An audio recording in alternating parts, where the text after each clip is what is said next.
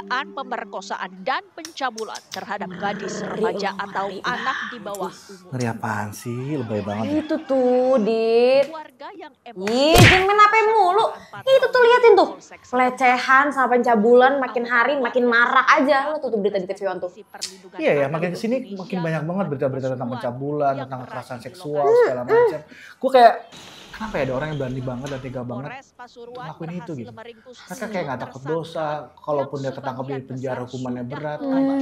Kenapa mereka berani banget gitu? Gue Ya, nggak biasanya kebayang ya. tuh kayaknya gara-gara si pelaku tuh nggak ngejaga pandangan gitu ya. Terus habis itu di tengah ngeliat aurat dikit langsung nafsu gitu loh bawaannya lo. Gue nggak relate gitu, karena gue sebagai laki-laki pemuda masjid yang sangat baik hati, tampan, tidak sombong, sangat hijau sekali, hidupnya sangat lurus. Gue kayak nggak pernah kebayang gitu, kayak gitu-gitu gitu. Percaya gue percaya. Emang lu deh paling bener laki-laki di dunia ini. Tapi bener juga sih apa yang tadi lo bilang ya. Misalnya nih, gua lagi jalan, gak sengaja ada perempuan lagi mandi, temboknya bolong. Gua gak sengaja ngeliat, terus gua ngeliat dia lagi mandi. Dosa gak ya? Jangan dibayangin, Radit. Ya juga.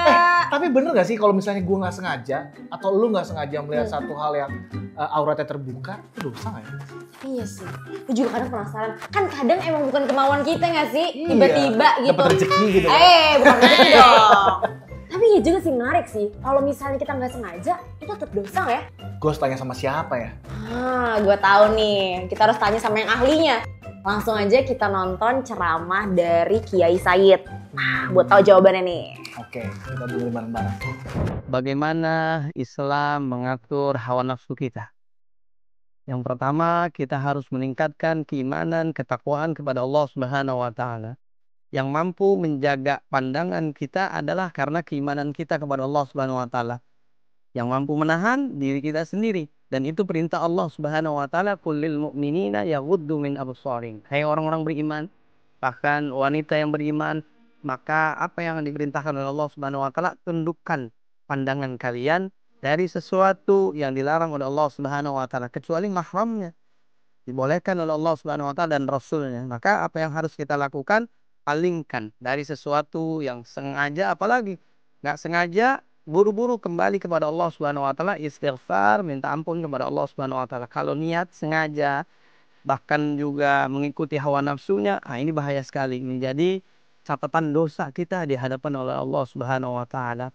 Tidak sengaja saja, sikap kita yang terbaik adalah memalingkannya, kemudian tobat kepada Allah Subhanahu wa Ta'ala. Pandangan pertama, kata Nabi, untuk sahabat Ali bin Abi Thalib adalah itu pandanganmu. Yang kedua adalah pandangan setan dan sebagainya. Dari mata turun ke hati, lalu diikuti hawa nafsu, menyebabkan kita semakin lalai kepada Allah Subhanahu wa Ta'ala. Siapa saja yang berdosa, mereka yang membuka auratnya, kemudian juga mereka yang melihatnya. Nah, ini harus kita jaga.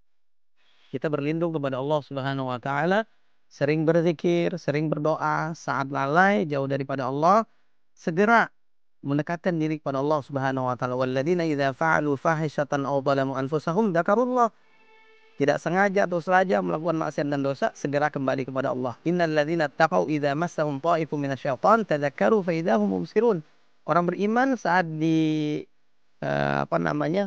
digoda oleh setan, diingat Allah Subhanahu wa Ta'ala dan kembali kepadanya. Mudah-mudahan mata kita, pendengaran kita dijauhkan dari sesuatu yang diharamkan oleh Allah Subhanahu wa Ta'ala, dan kita selamat dunia apalagi akhirat. Mudah-mudahan bermanfaat.